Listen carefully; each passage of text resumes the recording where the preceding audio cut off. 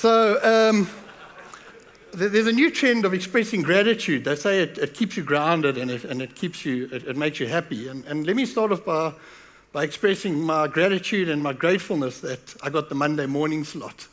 If anything, the Exchange Conference history has taught me is that Tuesdays are notoriously bad for being relied upon for anything. It normally takes quite a bit of coffee, energy drinks, painkillers, and that's kind of just to get you out of bed.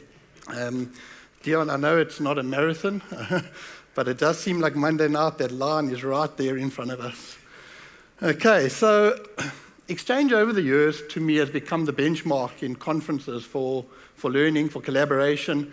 And over the years, I've been to many, many Exchange conferences. Generally, I leave with great ideas. I'm inspired to implement new technologies. I'm inspired by what I've heard, what I've learned.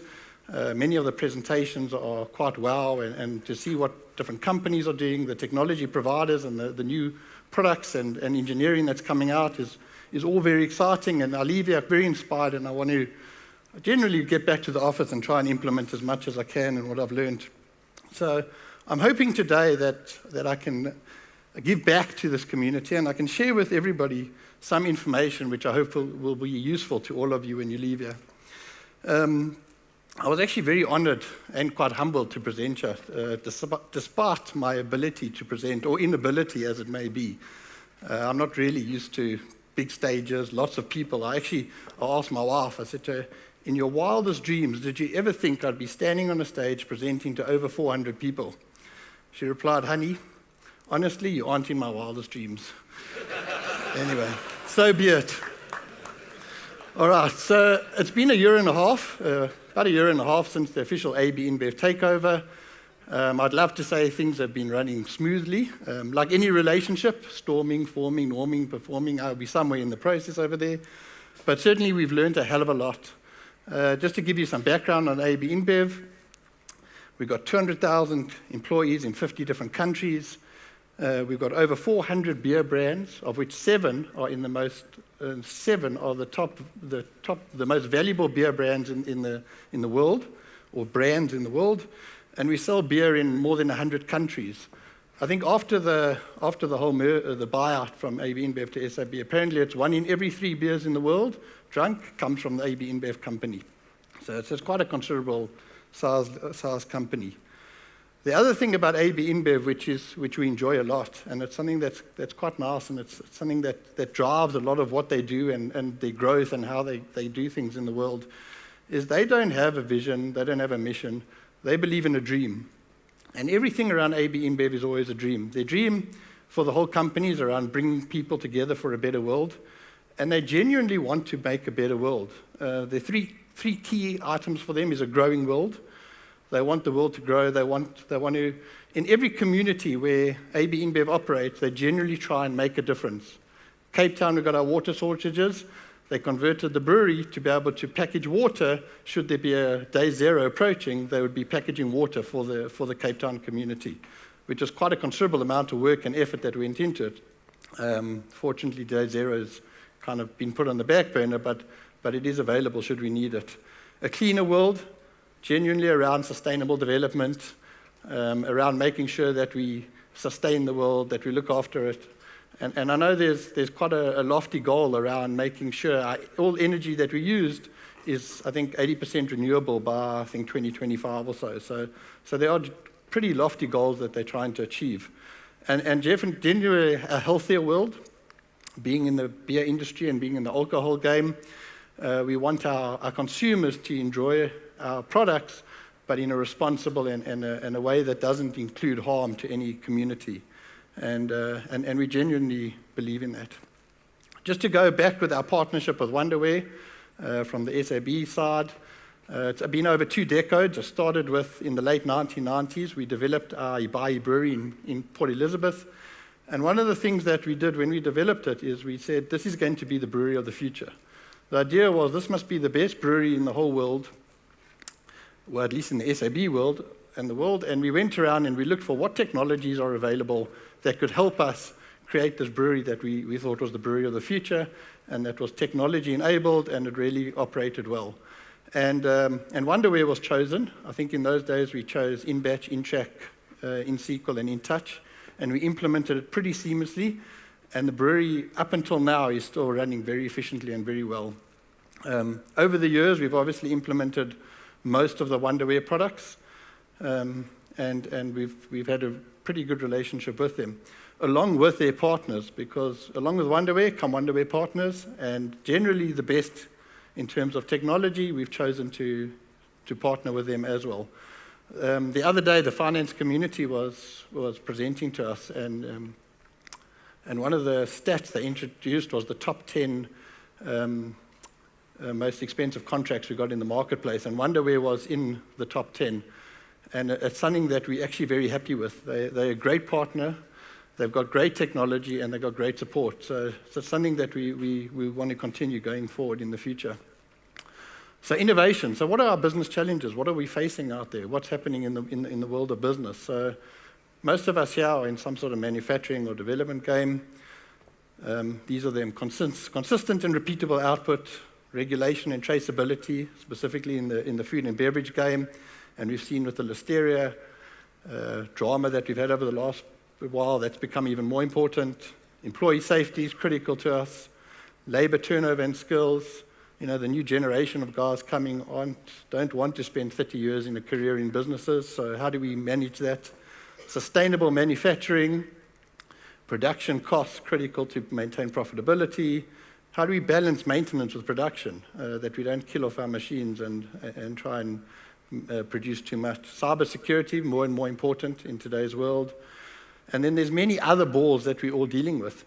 And most of us actually spend probably 90% of our time on the left-hand side of that scale. And we spend an enormous amount of time, and year in and year out, we optimize on all of those. But that's one side of the scale. What's the other side of the scale? The other side, I lumped that as routine manufacturing challenges. Just one more issue: employee safety has to be at the top. It's one of the AB InBev mantras. Your people must be safe, and it's something that we learn from them. Employee safety, we're always very employee safety focused. They actually take it to the very next level in terms of employee safety, so it's something that we're very specific about. On the right-hand side, what have we got? Robotics, advanced analytics, smart packaging, virtual reality, augmented reality, 3D, 4D printing, nanotechnology, big data analytics, predictive data, bots, wearables, etc., etc., etc. What do we label this? Disruptors of innovative technology. So why should we care? If we focus all our effort on the left-hand side, we're going to improve consistently year in and year out. However, does anybody see Uber or the death of the meter taxis? And just some stats which I found, which is quite fascinating. If you look at the Fortune 500 companies, in 1995 versus 2016, only 12% remain of the companies there. But in 1999 compared to 2009, there were 50% of the companies have gone. So what's happening is the average age of a Fortune 500 company from the 50s, which was 60 years or so, has come down to 20 years. And according to the Wall Street firm, they say that the trend is accelerating and blames the disruption from technology. And there's a quote: "Technology is killing off corporate America." I say it's not technology that's killing off, it's the lack of embracing the technology and the innovations coming our way that is killing off corporate America. And I think that's quite critical for us, is that let's embrace it. Let's not become the meter taxi of the past. Kodak, BlackBerry, many other companies who did exceptionally well in front, but then didn't follow through in terms of what they should be doing. However, innovation, and there's an innovation conundrum, and I actually had to look up conundrum. It's a confusing and difficult problem or question. And when I did a bit of research around innovation, most companies don't know how to implement innovation. It's a difficult one. And there's a lot of questions. Who's going to be implementing? Why will we be implementing? What are we going to be implementing? How are we going to be implementing? Where are we going to be implementing innovation? And many other questions. And eventually the questions actually just kill the thought of innovation altogether. That's one thing that happens.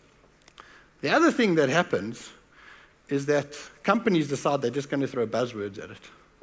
And they throw a whole lot of words and they say, guys, this is our innovation strategy, and all these words come online, go forward and innovate. I was listening to a talk the other day to say, should you implement a routine innovation or not? Is innovation something that should happen when you're inspired, when you feel creative, when you feel like you're in the mood to do it? And the answer was, if you were relying on spontaneity or creativity to do your innovation, that might never happen. You might have been stuck in a traffic jam on the way to work. You might have had a fight with your wife or your kids. Something would have messed up your day along the line, and you thought, today I'm not going to do it. Implementing the routine of innovation will create the spontaneity that you need at some stage to drive the innovation forward. Not innovation's all good, and that's also what we've got to be careful. Don't innovate for the sake of innovation. One of the things I always think of, it always gets stuck in my mind, especially around IoT. IoT is the big buzzword of the current generation. And then you think, well, in most of our plants, we've been having IoT. All our instruments, all our machines, everything is generally connected and talking, and we know what's going on. What is taking it too far? Is it my temperature sensor that's now tweeting me when there's an issue? Or perhaps all my sensors in the plant that are trying to friend me on Facebook?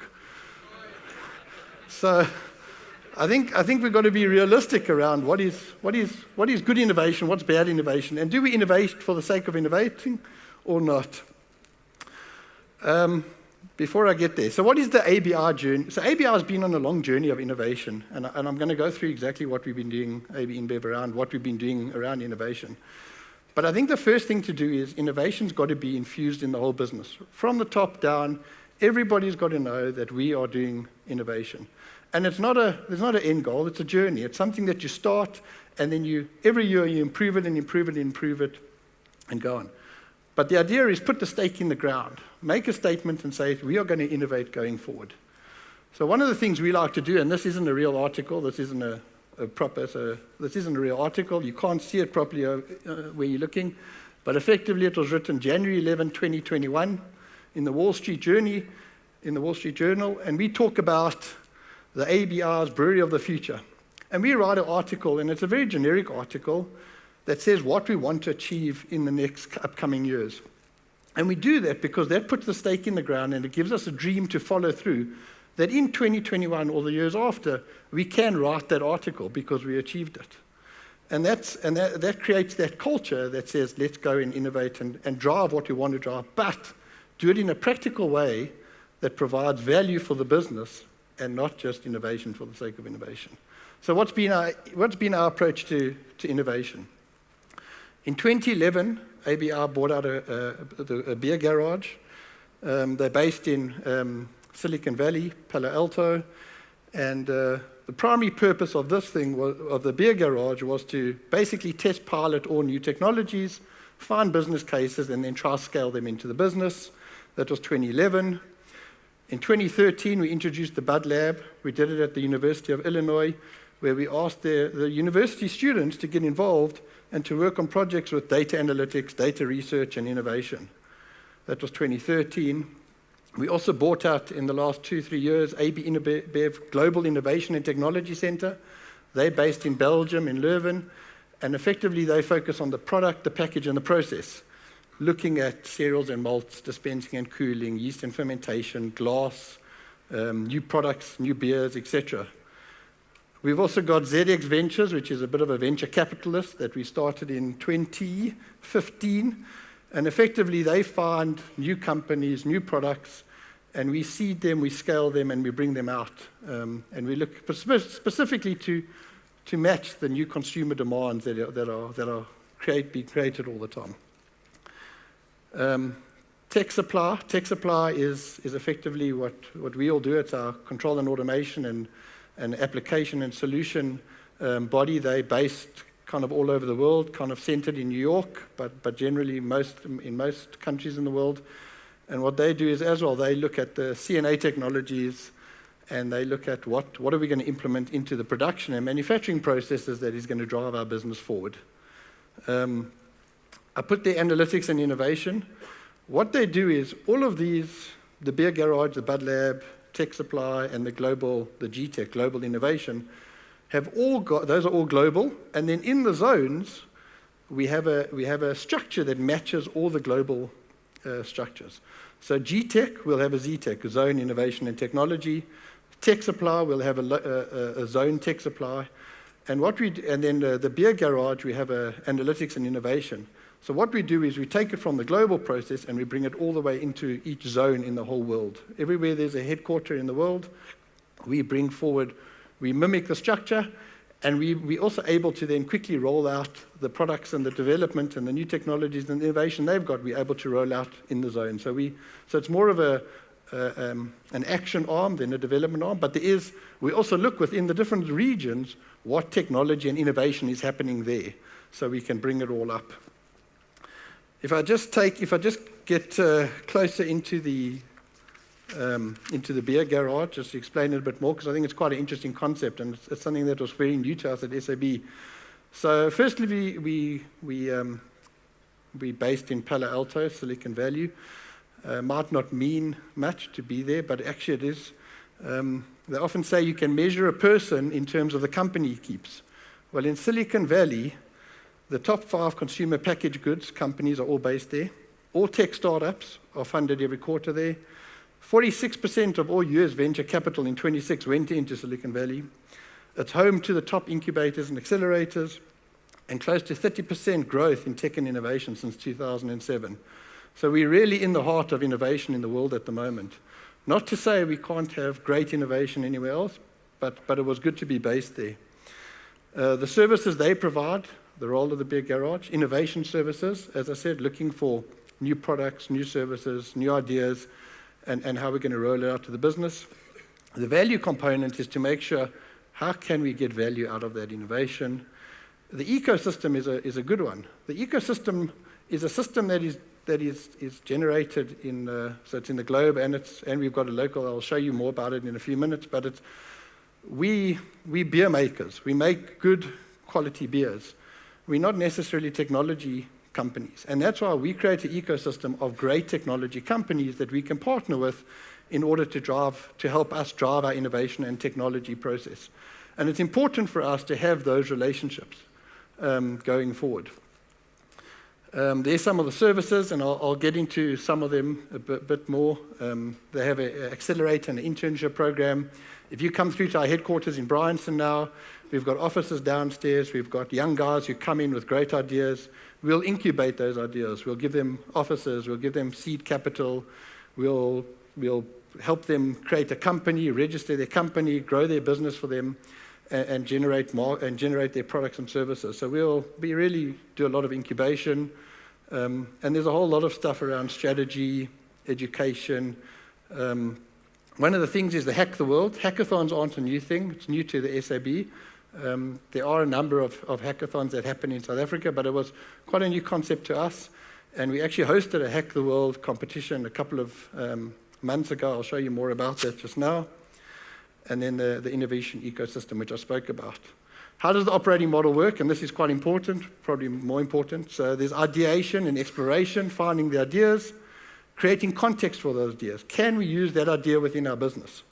So we look at all new technology and innovation, and we try to find a use case for it. Then we look at, is there desirability? Is there a sponsor for it? We do a feasibility study, a viability study, and once we've gone through that whole process, then we'll implement it into our business.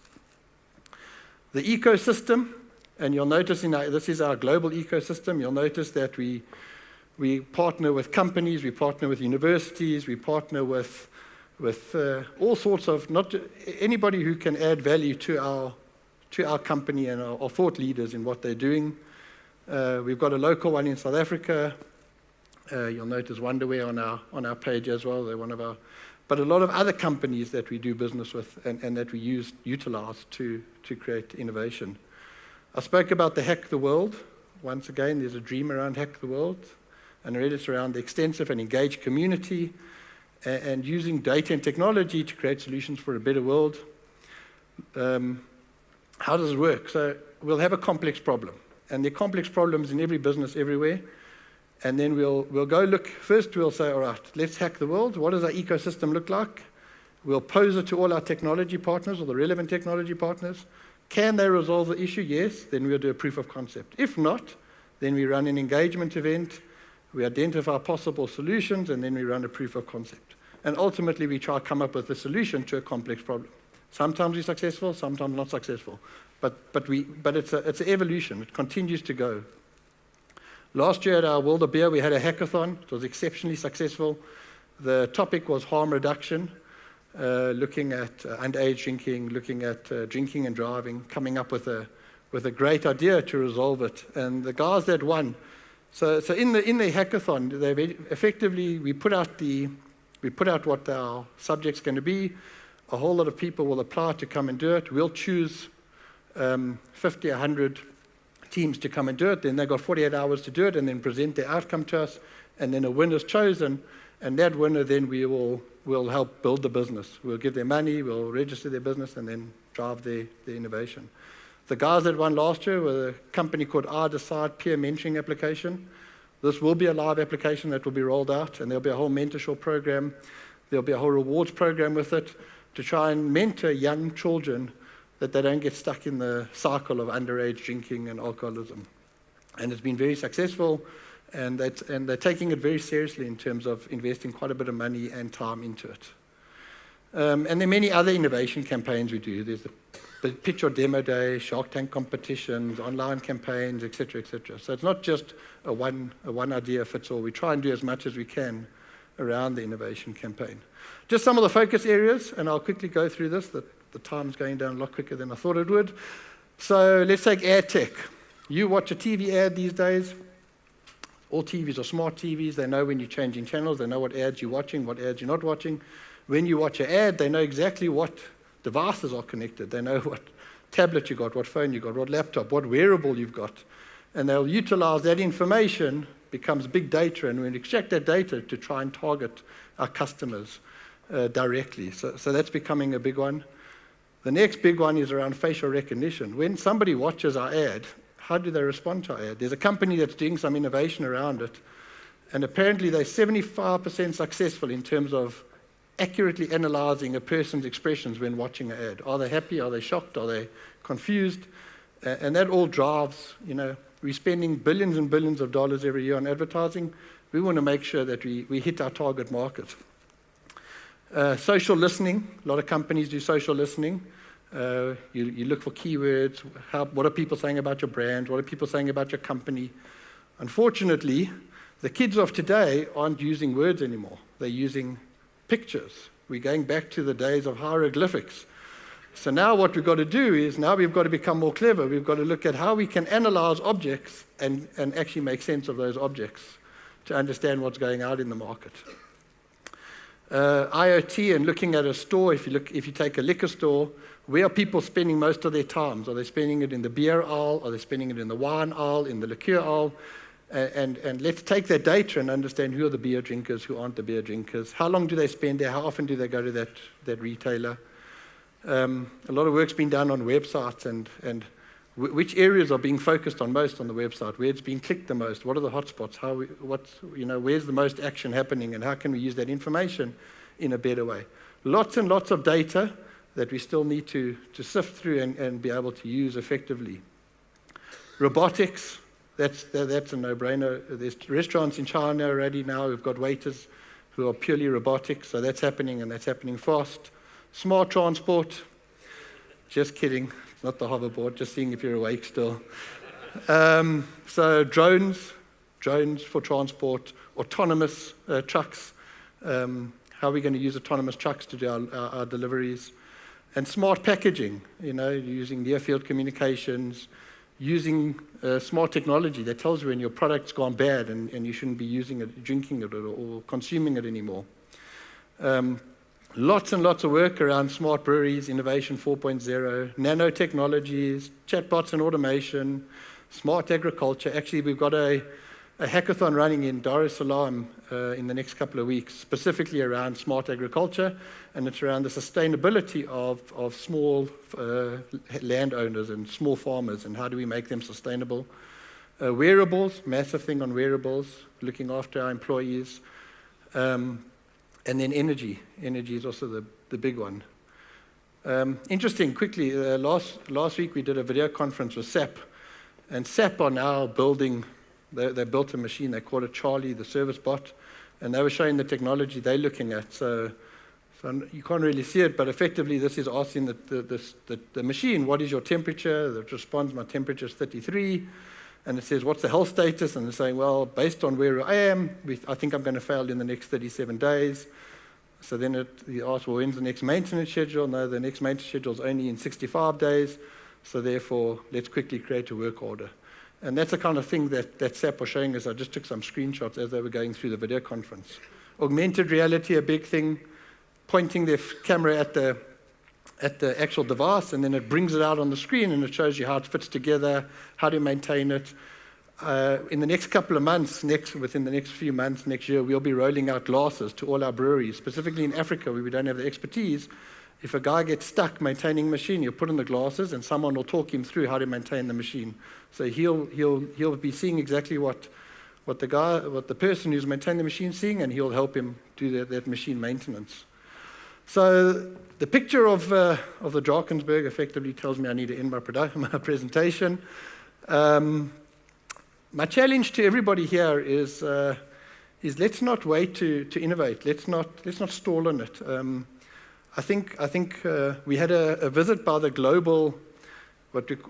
global tech supply team at the end of last year in November, and they came over and they were looking at what we've done in South Africa. We showed them a couple of the breweries, we showed them our technology, what applications we run to manage the brewery. And at the end of the week, we asked them, so what do you think? How are we doing in terms of world terms? The answer was, we're definitely with the best in the world, if not the best in the world. And that was their response to us. So I think we mustn't forget that even though we're in South Africa, I think we've got an incredible amount of talent and an incredible amount of technology. And I think we need to use that to become world leaders in how we innovate and how we move forward.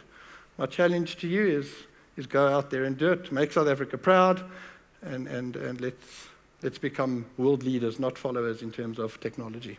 Thanks.